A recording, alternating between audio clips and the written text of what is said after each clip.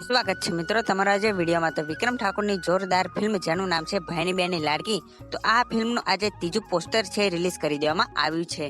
અને આ પોસ્ટર એક રોમાન્ટિક પોસ્ટર છે અને આ પોસ્ટરમાં આપણને વિક્રમ ઠાકોર અને આરઝુ લિંબાચા જોવા મળી રહ્યા છે।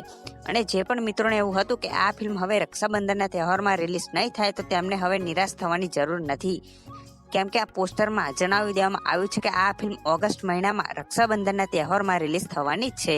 અને આ ફિલ્મની ટીઝરની વાત કરું તો આ ફિલ્મ ટીઝર હવે 2-3 દિવસમાં જોવા મળવાનું છે।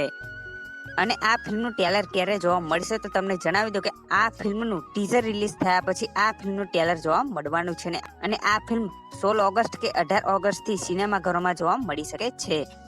અને આ